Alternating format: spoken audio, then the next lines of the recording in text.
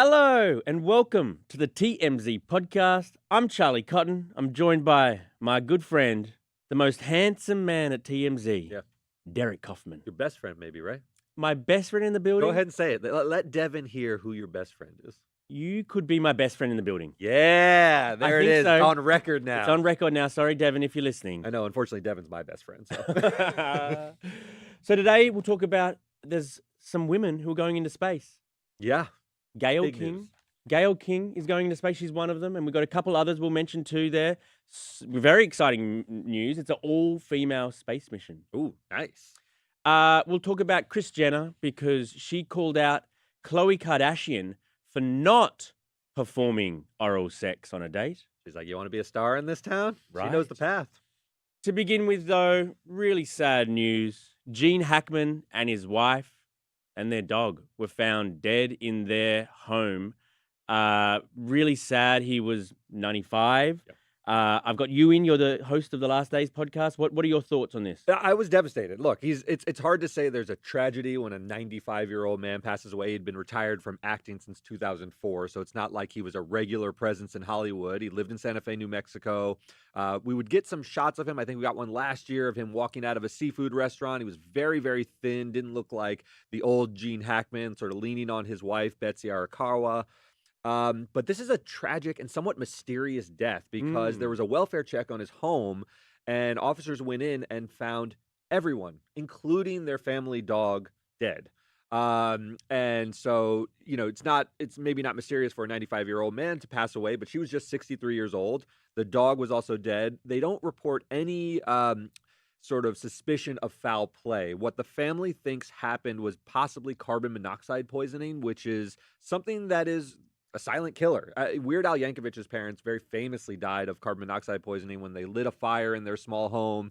The home fills with carbon monoxide and you sort of pass away in your sleep. It's very tragic because if your fireplace isn't, if your chimney isn't cleared out, it traps in the carbon monoxide created by the fire. And a lot of people don't have those like sensors in their house. That's right. I A don't lot of think- people, the battery runs out and you never change it.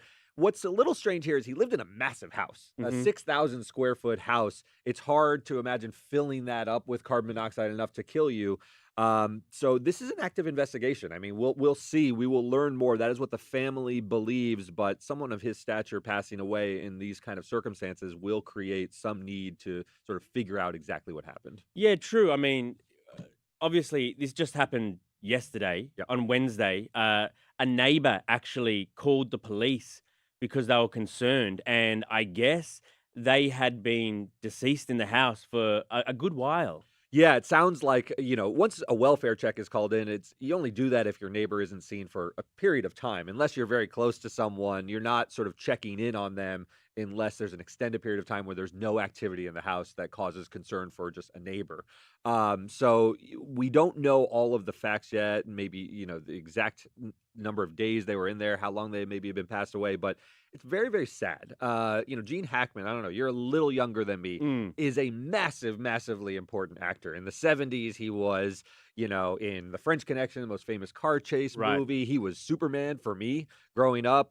He was the Lex Luthor in the Christopher Reeve movies. And then in the 90s, he sort of had this comeback where he was kind of comedic. He was in Welcome to Mooseport. He was in The Royal Tenenbaums. He was incredible and so versatile. The Hollywood community will be very sad about this. You're going to see an outpouring of tributes. You're going to hear from Clint Eastwood because he was in Unforgiven and directed him in that movie. You're going to hear from everyone about the passing of Gene Hackman because it's pretty momentous. He's up there with the Pacinos, De Niro, Nicholson. So this is a very, very big deal. Also, yesterday, tragically, Michelle Trachtenberg, her mum found her in her bed, dead. Like, she was 39. Yeah. She had been looking a bit frail lately. She just had a liver transplant a little while ago. So is that suspicious at all, or just?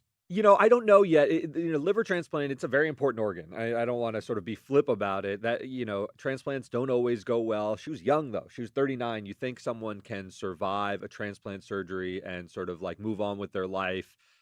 post liver disease. And it sounds like even as recently as a few nights before her death, she was out in an Italian restaurant. I don't think She was out and about? Yeah, I don't think she was on hospice care or anything like that, according to our reporting. So this is pretty sudden news. You know, she did look frail. She had clapped back at some haters, said this is just the way she looked. She was always a thin actress. Yeah, that's what I hate. Like, people were coming at her, like, in the weeks and months before her death, she was getting online hate because of the way she looked, because she did look frail. Yeah. And God, that's just got to torment you, I guess. And it's hurtful. It's hurtful to her. It's hurtful to her family if they knew more that she was sort of struggling after the transplant. You know, everyone is posting tributes. She's not Gene Hackman, obviously. She was younger and sort of served a different role in Hollywood, but she was beloved. You know, she was in Eurotrip. She was in Buffy the Vampire Slayer. This is someone who's a name brand actress. You know, if you saw Michelle Trachtenberg and you were of a certain age and you grew up with Harriet the Spy when she was a little kid, she was always sort of present and a sort of big deal. So these two tragedies back to back under pretty mysterious circumstances, you know, a liver transplant, found dead in your home in Santa Fe. These are not ordinary deaths. This is the kind of stuff we cover in Last Days, the other podcast. Right. Yeah. Okay, on to our next story. Gayle King, Katy Perry, and Lauren Sanchez. Sounds like the start of a joke. Yeah. It does. Walk into a bar. Yeah. They're all going to space on an all-female mission with Blue Origin, obviously, Jeff Bezos' company. They're going to be joined by, you know, NASA scientists, civil rights activists, and a film producer that you don't know the names of. Right. They're all going up with the celebrities. Interesting. This will be the 11th Blue Origin flight, so 11th human into space mission. Lauren's been up there before? Has she been up there before? Is this her inaugural flight? We should know this. I would have thought Jeff would take her up. Yeah. Jeff just on a date, you know, blindfold her, and all of a sudden you wake up and you're in space. Right. Oh, it's a big date. It's hard to top. That's actually pretty cute. That'd be a good idea. I mean, you hear the rumbling of a rocket beneath you, so it's hard to keep the surprise. Maybe your ears pop a little bit. Yeah, true. So they'll be going there in spring. Yeah. It's not a very long mission, is it? No, here's what I'll say. A few minutes, isn't it? You know what I want to quibble with a little bit? What? If I watch a lot of, you know, let's call it science content, TikTok, and I read some books that are sort of easy. A lot of people who are scientists and astronomers, Neil deGrasse Tyson, don't think this is a real space travel. Oh. They think if you want to do real space travel, you got to do what Elon does, which is get up high enough and get into orbit, because you got to go higher than 62 miles above the Earth to actually start, you know, sort of going in a circle around the Earth like a moon. This is just kind of like a big parabola. It's just kind of like a high flight and then a control. You get a little bit of weightlessness and then you come back down. That's why they're short flights.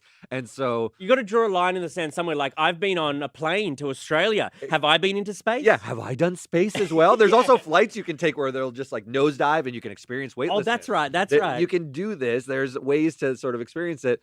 You know, I guess you'll get above that blue part of the sky. They will see the blackness of space. I've flown at night on a plane. Exactly. Is it any different? I see some stars. Right. I also look up when I'm camping. I see stars. I'm sort of a rock in space at that point. This is just us being jealous. I'm very, very jealous. This is nerd quibbling with whether they're in space. So they'll be able to look down, though, and see the Earth in its majesty, the circle. The big thing is they'll get to see the curvature of the Earth. I don't think they'll get to see the whole Earth because they're not so far above it that they'll see the entirety, but they'll get to see how it's spherical, which, you know, is a big issue. Yeah, a lot of people think it's flat. So they'll get up there and they'll come back and they'll be like, that shit's curved. Couldn't it be flat and also round? Like, can't it be both things? I don't know why you would say that, and I'm upset that you would even have a flat Earth bone in your body. I see a lot of media out there, a lot of compelling media. Jeff, prove it to me. Send me up in the rocket. I'm not going to believe it even if he proves it. Like, this is where we are as a society. Like, I think the Earth's flat. Okay, on to our final story. Kris Jenner. This is a pretty funny clip, actually. Yeah. I don't usually like doing Kardashian clips, but I'm into this one. Let's have a listen to what Khloe has to say about her mum giving her dating advice. One of the LA teams, and us three were in the kitchen, and we were like talking together, and I was like, my mom was not involved in the conversation, but her office was off to the kitchen. And I was like, so-and-so isn't calling me back, yada, yada. And we're just chatting. And she's like, what are you guys talking about, girls? And we're like, just this guy won't call me back. She's like, well, how many dates did you go on? I'm like, well, just like one or two. Yeah.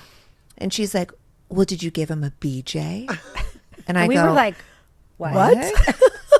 And she goes, did you give him a BJ? I go, I went on like one or date. 2 dates with him. No. And she goes, well, that's why he's not calling you back. Wow. I love this so much. There's a lot of reasons I love There's this. a lot. Kim is, or Kris is the momager, right? Yeah. She has made this family so famous through her tactics. It also reveals a lot about how Kris sees the world and how she sees dating. It brings me back to Rob Kardashian, the late Robert Kardashian. Must have had a great life. Oh, Corey Gamble is.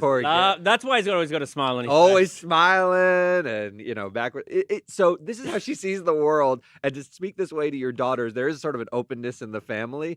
And Khloe never really got as famous as Kim. And maybe she's sort of like wondering what was missing. Maybe it's that. It's a funny advice for a mum to give to a daughter, though. Like, Kim also said recently that Kris had encouraged her to take naked photos and send them to guys she's interested in.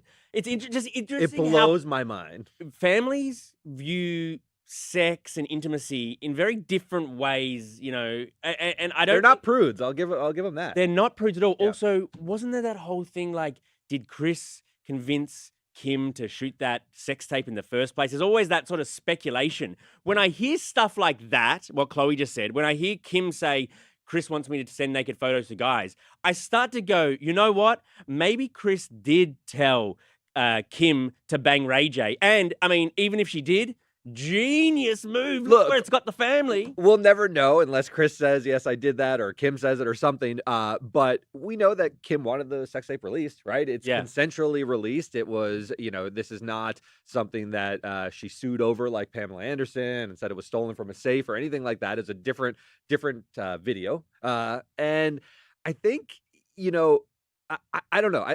I like Kris. Me too. I like Kris. I think it's odd to speak with your family that way, but there's also a bit of like candor of like, this is Hollywood, guys. This is how we made it big, and they're sort of like unashamed of it, and they're sort of pulling back that we are like puritanical and we look at sex in a certain way, and they're like, not us. Right. Not us. Maybe Khloe, but she's never gonna make it. She's never gonna make it in this town if you and we know why. We know why. I think it's cool. What I also find interesting about this clip is now with podcasts, they're making another late gasp at like sort of relevance. I find the Kardashians have sort of crested and they're on the downswing, but they have so many stories to tell through podcasting that they're making this another effort to be popular again, and it's kind of working. Like there's something compelling about them. And sex sells, and that's kind of what they kind of are. They're selling sex in a way, and like even with the Skims, and the whatever brands they've got, the makeup, it's all just like them looking hot, or other models looking hot, and we're going to sell it to you, and that's basically the sex tape.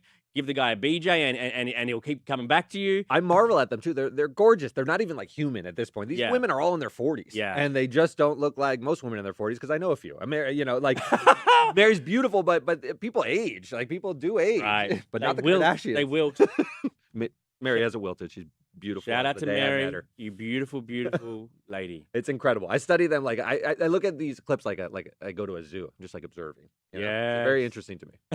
Okay, a few of your comments to read out.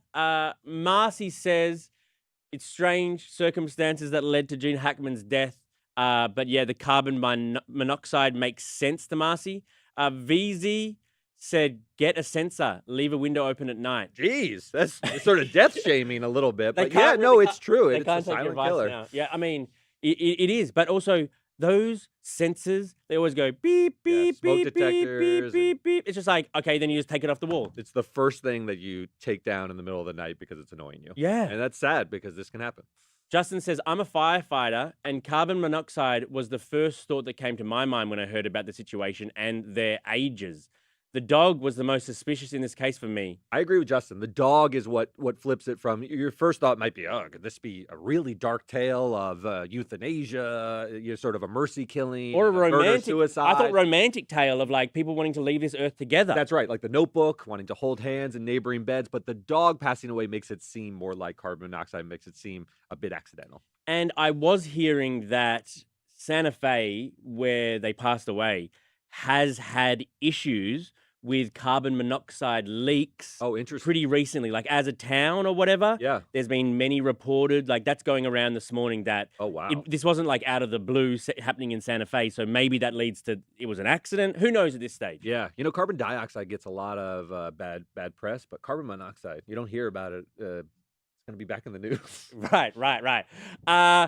On Gayle King, Bezo Lego says, I don't know how Gayle is getting on a rocket. Just getting on a plane right now is scary AF. This is True. something I do wonder. Do people have like fear about doing these things at the leading edge of technology? Like space travel is still dangerous, man. We're not that far from the Challenger. You're on basically a bomb that is exploding to propel you into space.